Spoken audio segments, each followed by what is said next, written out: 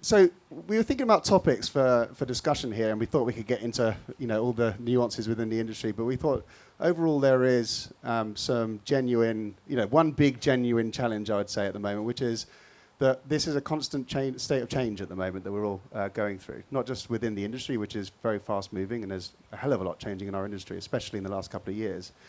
But also we're also facing macroeconomic downturn, huge different pressures that we've never felt before. And almost the last few years, us UK people, we've had Brexit, and we've had COVID and war, and now there's all this stuff, and it's tricky times to navigate, and we're all having to carve our way through it. So we thought we could maybe have this first session to be talking about how we can predict the unpredictable. How are we navigating through these times to make sure that we're staying on top? And we have a consumer lens on this first, where it is around how do we predict the unpredictable, data strategies and strategies generally to help us in these unprecedented times.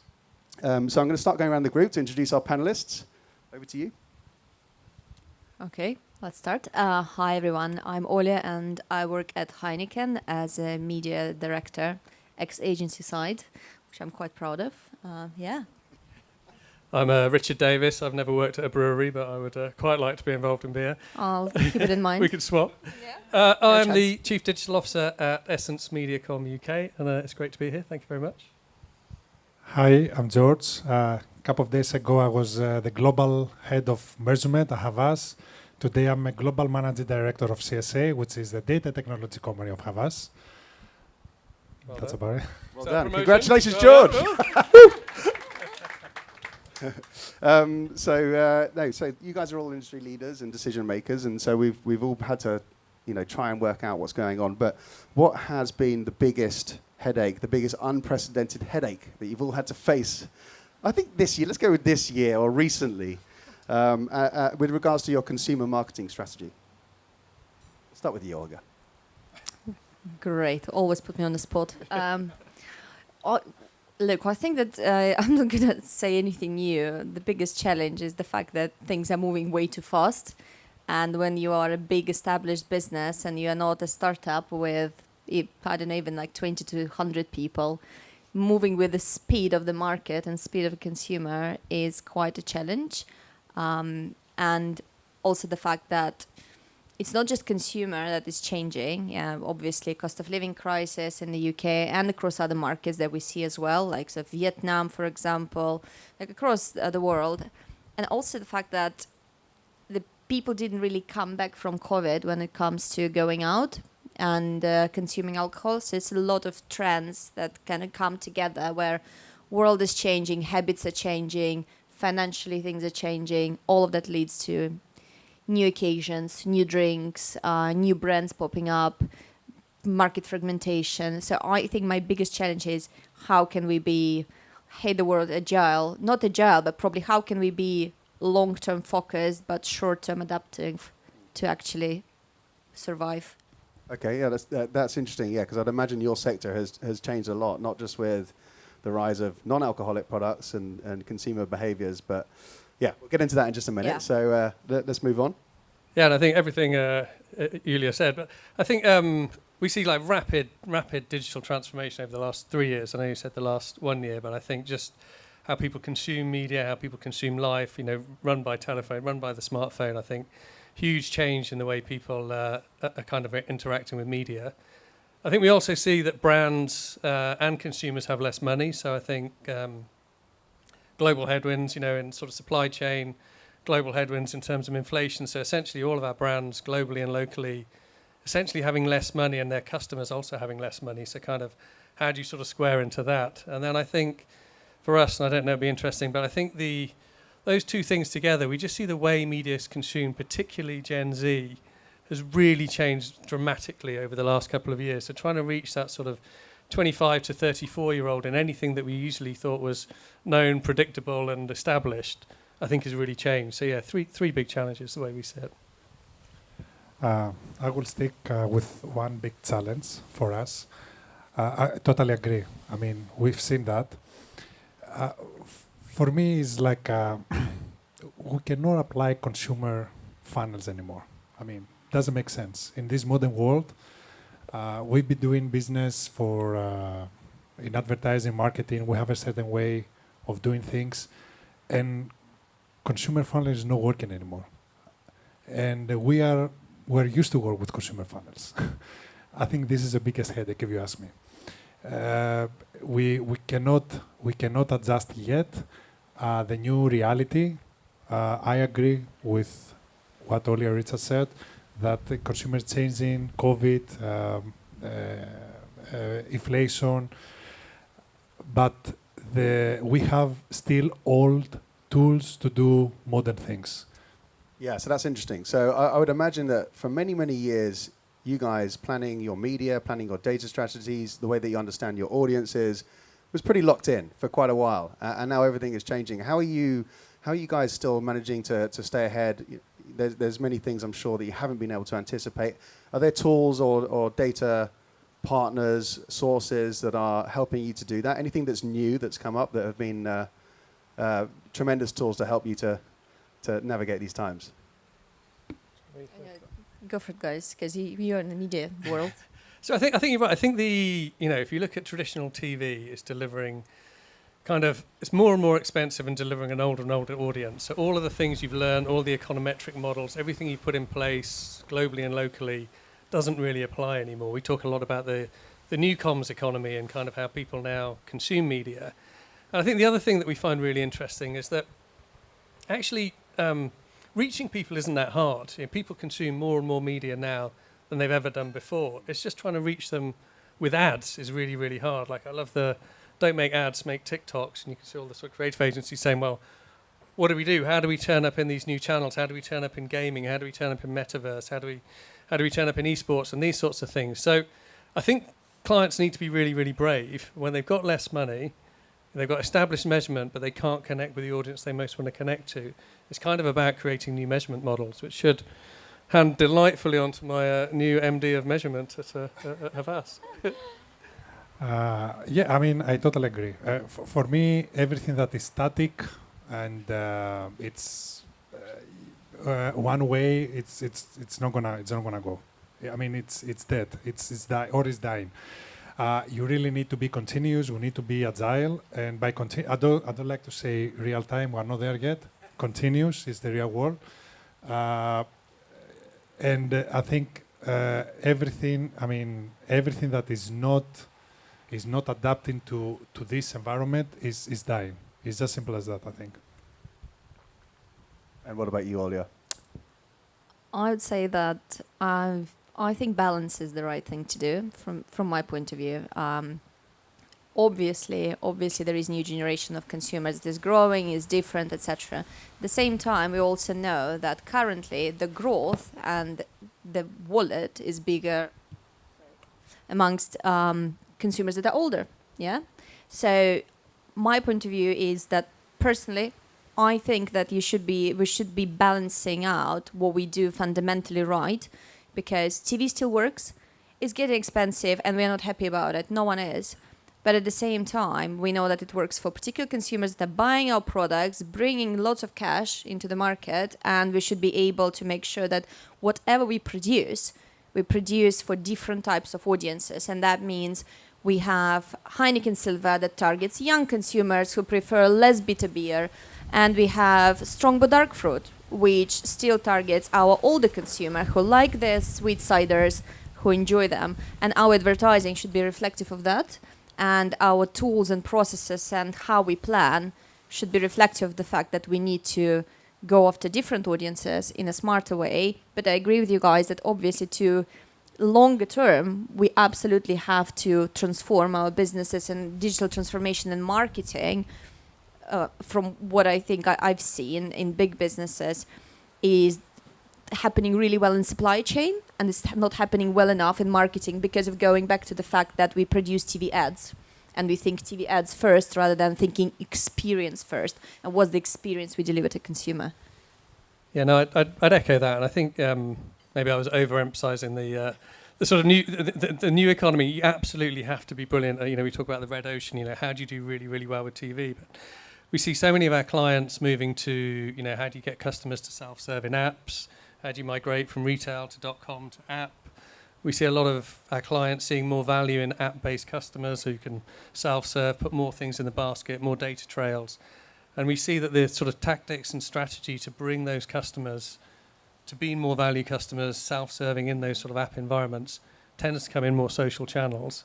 And typically when we see those in social channels, we tend to see that people trust influencers and their friends and recommendations more than they trust ads. And it creates this real dichotomy between what works in the traditional world, and how do you do that really, really well, and what works in the sort of new comms economy. Yeah, but at the same time, I think I love a bit of a just debate, so stop us if needed. It's fine. That's why we're here. But I think when it comes to influencers, it's an interesting one, because one thing we were trying to do is actually measure what is real impact of influencers, because we can do platform-specific measurement and say, on this social platform, look at us, we put some paid media behind influencer content and it works so much better than our TV ad. Absolutely, but then what does that mean in terms of driving real business when you look at econometrics? You need to invest so much money with influencers to be able to pick it up in marketing mix modeling and make real kind of outcomes and connections. I'm not saying it's wrong, I'm saying we need better measurement to actually justify that this is the right way of doing things, and that influencer content, for example, as one of those, is a real driver of the business. And retail media, actually, I think could be a good way of doing that. Just to add here that I don't consider TV as a traditional. It's evolving too. I mean, it's an evolving medium, for sure. Yeah. So they just have to change a little bit the way we measure TV, especially the CTV. Sorry. So it's definitely a medium that it's working, no doubt about it. And about the influencers, it's funny that you mentioned that, because in the models I have been working on, it's the opposite of what you said.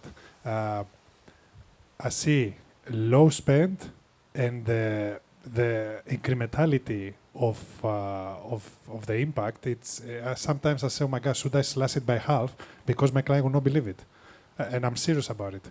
It's huge. So we see it happening. It's just that we need more case studies. That's all. Yeah, but I guess the measurement side is something that is ever a challenge. It is in digital, it is in TV, definitely in TV, and certainly in the new world of influencer marketing. It seems like seems to be no standard, and a lot of commoditized measurement that really people don't believe in. But what about the walled gardens? I think it's difficult to. It's interesting during this downturn. There was quite a lot of innovation happening, prior to what's happened in the last few years. But we've certainly seen in our sector the number of new companies and the number of innovative solutions really drop off, and there's been a lot of consolidation, and the walled gardens have really kind of, right now where maybe budgets are getting squeezed, it feels like they are perhaps, still starting to, really, maybe before they maybe had sort of 75% of the media wallet, 75, 85%. And it seems to have maybe even gone up now. Are they getting more control? And how are companies able to innovate beyond the walled gardens? I think it's our fault, literally, that the big techs got so much power. Because as marketers and as an industry, we haven't really gone out and say what we do is good. I mean, it's good for the society. I've been to events that they say advertising is like a dot in a big white paper, which is true. I mean, in terms of, let's say, okay, who cares about advertising? But I believe marketing and advertising really contribute to the society. I know it's a little bit off of the walled gardens, but what I mean by that is that if we believe in what we do and we are more vocal about it, and we are in the discussion tables that the decisions are made, and when I say the decisions, I'm talking about regulations. I mean, I don't think we will have gotten here with the walled gardens. I think they just grew rapidly. They came, this growth came out of nowhere. Nobody was expecting it. And we kept quiet. I don't know if we did it intentionally, because we don't believe in ourselves and what we do, or we just couldn't catch up as an industry and be part of the table when the decisions are made. Because, I'm an economist. So there are other industries that are regulated strongly, because all parties and all stakeholders a part in the conversation. In our industry, no, not really. So I want to go different. It brings back to predictability. So I think all of the big platforms are incredible. If you look at, we can talk about intent and prediction and those sorts of things. So you look at Amazon, it's just an amazing flywheel of what people shop. TikTok's kind of an amazing flywheel of what kind of culture. Google's an incredible flywheel of what people search for. Meta, a sort of flywheel of who your friends are. But they're all, what they've all ended up doing though is making very, I guess using AI, I'm sure we'll come on to AI, but if you look at ASC or PMAX or those things, the tools that the platforms are developing are very generic, client by client. So almost whether you're Heineken or richarddavis.com, you can kind of access the same level of prediction from a Meta or a YouTube or a TikTok. And I think that's where, I keep moving the microphone. I think that's where additional data, the stuff we've been doing with you and eBay, I think bringing in additional data to make things more predictive and to kind of do over and above what the platforms do is really, really important. So I think the platforms are really good at what they do on their own. Very difficult to measure across them. But I think as agencies and strategists, what we need to try and do is overlay additional data that makes it more predictive, whether you're Heineken or whether you're Mars or Google or Coke or what have you. It's kind of how do you actually get more than what the platform gives you? And I think that's the new sort of challenge in the new data race. Yeah, I'd say that it's an interesting one because I'll start with the beginning what you mentioned. I think it's really important the fact that genuinely governments are not keeping up with the speed of technology and digital development. And I think this is where the challenge is as well with walled gardens. As you mentioned, George, they grew, but no one knew what to do with them. And we see the outcome of social media as well, how much we can control it, how much transparency we have there, how much impact it has on teenagers, on the next generation that is growing. So this is where the challenge is. And to me, it's going to keep going like that when we go into metaverse, when we go into AI. And if the regulations are not going to be built before those technologies truly emerge, then the companies that are going to emerge from those trends, they're going to build themselves from those trends, are not going to be controlled either. It will be much harder to bring them back into where they should be. But at the same time, I agree, there is lots of benefits of having those strong players. And look, don't get me wrong, there is lots of people who are watching YouTube, and that's absolutely great, and lots of people on Instagram and on TikTok, etc. But I also would agree that there should be a proper competition, and there should be other players. Like with example of Captify, we literally had a presentation a couple of weeks ago, and you guys did insights on pubs and how people are going out. And we're constantly thinking about how can we bring people during the lunchtime in. No one wants to go for lunchtime. I mean, what's the problem? And they're like, you showed us insights, and you're like, no, they do search for lunch occasion, but they search it in a particular time. So you need to be there at that particular time. And no one else told us this. So yeah, there is great value in it, and there is great value in constantly showing those big players where the strength of smaller players and challenge them. I think that's healthy. Well, obviously I agree with all of that. Thanks, guys. But yeah, no, certainly at Captify, we're always analysing consumer search behaviours, which change drastically from one year to the next based off what's going on in the world. And certainly throughout COVID, we were working with our partners to help everyone bounce back. And as the world changed, and this legacy understanding that we had of audiences has definitely changed. But with budgets getting changed around and shifted around, and the walled gardens have really locked in a position, and I'm concerned slightly around the lack of innovation that's going to go on now with the ability to create new technologies. However, there is a lot of change going on in our industry, as you guys have many of you here. We have identity players here. We have the SSPs here, and some of the SSPs here in the house are innovating fast to keep up with CTV and many other big trends that are happening. And there is a lot of new things going on that have huge opportunity for us, that have a lot of eyeballs on them, huge consumer behaviors going into that space. So perhaps maybe there might not be so many small independent point solutions, but there is generally a seismic shift, I feel, right now of innovation, actually. We're all trying to keep up with it because it is drastically changing. But yeah, I think one of the big topics, it would be, I think we have to talk about AI because it's probably coming up on every single panel. We'll talk about it for 2 minutes. At Captify, it's something we are definitely using. It's certainly not something we market. We're quite against every ad tech company labeling themselves as an AI business now, and it's so predictable that people would do that. But we're certainly using it internally for efficiencies. We're using it to expand out the content that we can see across the web. We're looking at how we expand out the understanding of search behaviors beyond our existing algorithms. We're even using it internally to maximize efficiencies within the business, where we don't need to hire teams of people now we used to hire at Captify when we were building our classification of search data on an international level. We'd be hiring armies of people around the world to verify and go through multiple layers of scoring of people's understanding of search data. And of course now we can bypass quite a lot of that with AI and spend our time and resources on maybe things that can maybe impact our clients more, or provide you guys with additional service that can help you out. So how are you guys embracing AI? I would imagine you're probably getting tasked. I would imagine there's someone higher up in an agency saying, what are we doing about AI? Giving you that test. Do you want me to go? Go on, Richard.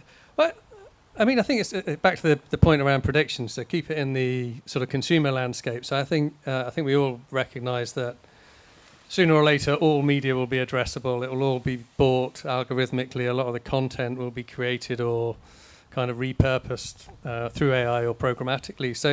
So for us, although we're saying the platforms have strong data, when clients have got less money and consumers have got less money, getting after the right people is really, really important. So having the best data set you can get that is independent to you, not built upon another platform, is really, really important. And then training that data to predict where your high value segments are, how they'll buy, what they'll buy, how they put more in the basket is really, really important. So I think, without sort of bringing up, having more independent data sets baked in at a strategic level rather than at a campaign level to help our models get stronger is really, really important. So from a consumer point of view, that's where I see AI playing far bigger role in targeting, in measurement, and content distribution. Yeah, within search, there is a huge, obviously, paradigm shift that's happening with ChatGPT and many other players now coming into the market, and none of that's been commercialized yet. So we are kind of, consumer behaviors are changing. I think there's 100 million users now on ChatGPT now using it. I actually did plan my entire holiday on it the other day. So, it is definitely shifting. There's no ads on it. So we'll mark this moment in a few years' time. There hopefully will be some sort of, commercial engine that we can be taking advantage of it. Well, yeah, I would say it's such a buzzword. It reminds me of metaverse last year, but probably with significantly more use cases and implications. But firstly, because I think we've been using AI. It's not like we've not been doing it. The question is the quality of it. Yeah, like how good was it? How fast was it? Because we've been using algorithms for buying media already biddable, like for automating our budgeting, automating our creative. It just takes it to the next level. And what I hope it will do is simplify the adoption of AI for businesses. Because we've been, again, I'm sure there's lots of businesses who've been using AI in supply chain. That's it, in manufacturing. I'm sure if you ask like car producers, manufacturers, I mean, they've been doing it probably for years. Yeah. The question is now that it got to consumer, and hence where marketing was like, oh my God, okay, here we go. It's time to use it in marketing. Like, well, we've been doing it for a bit. But I hope it will just help us to basically be an enabler for our better media buys, but also better creativity, not in the sense of ideas. I still believe that I don't think that AI is going to change the world and take over creative jobs. I think great ideas come from humans, but turning those ideas into content that is right for TikTok, right for Facebook, right for something else. How can we quicker adapt the content, and how can we quicker adapt it for different audiences? That's, I think, where there's going to be creativity. I'm glad you mentioned creativity, because we are in Cannes Lions. We can't just talk about data and tech. Yeah. The ad tech takeover has destroyed that creative spirit at Cannes. But George, what about you? You guys doing anything with AI? Yeah, we... my God, so many things. I don't know. We need like days to talk about this. But I would say that, AI has been here. I mean, it's true. We just didn't call it AI. I'm surprised, to be honest, that the last 6 months, maybe a year, everybody's talking about so much about AI. It reminds me, like 12 years ago, when we're talking about big data. Nobody really knew what he was talking about. So for me, AI, the way I see it and the way we try to enforce it, I mean, to the area at least that I'm responsible, is how we can do things. I don't like the word faster. Let's say with less process. Everything we do in our daily lives, in our, when you go to the office and you do your work, you do a lot of repetitive tasks. You have a lot of process. I mean, when we do MMM, for example, there are many processes, there are many stages. I want to use AI to eliminate that. I wanna, for example, AI to tell me which algorithm is the best algorithm to solve this specific problem. There are so many statistics out there and mathematical models that I want AI's help to tell me. And of course, I'm not going to fire anybody on my team.